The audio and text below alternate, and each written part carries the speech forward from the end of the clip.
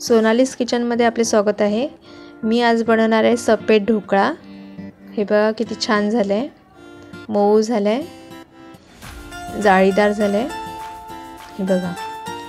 तर आपण साहित्य बघूया। 3 वाटी तांदूळ घेतले, 1 वाटी उडदाची डाळ घेतली।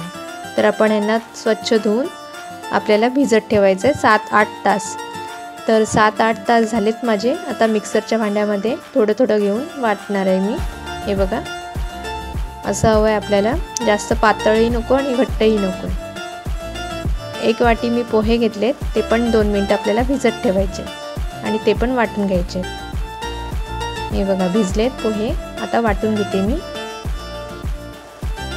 वाटून झाले, आता मिक्स करून घेऊया ह्याच्यामध्ये।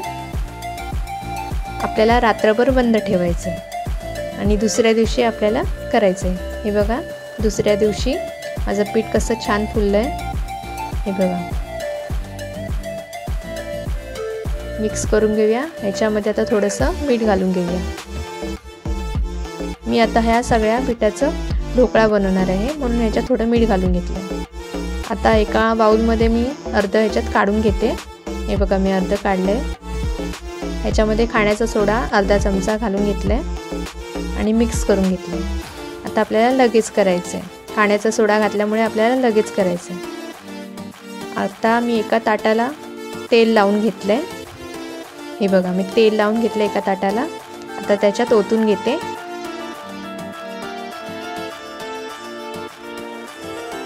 आता टॅप करून घेते, असं टॅप करून घ्यायचं। आणि एका टोपात मी पाणी आधीच गरम करायला ठेवलं होतं, खाली जाळी ठेवून। आता त्याच्यामध्ये ताट ठेवते। आता त्याच्यावरती मी लाल मिरची पावडर घालून घेतली, काळी मिरी पावडर घालून घेतली आणि झाकण ठेवून आपल्याला 10 मिनिटं बंद ठेवायचे आणि स्लो गॅसवरती शिजवायचे। आता 10 मिनिटं आपली झालीत। आता आपण चेक करून घेऊया। हे बघा किती छान झाले। आता मी सुरीने चेक करते। आता माझी सुरी साफ निघाली।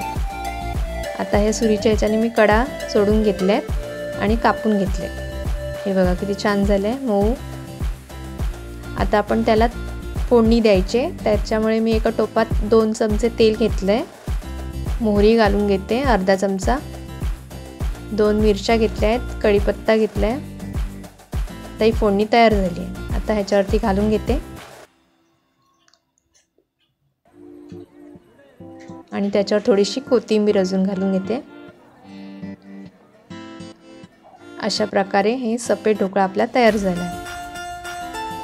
किती छान झालाय।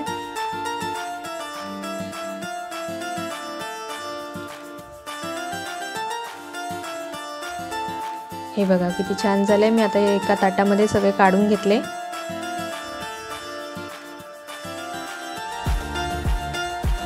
नक्की ट्राय करा। व्हिडिओ आवडले असेल तर लाईक करा, शेअर करा, सबस्क्राईब करा। खूप छान झालंय।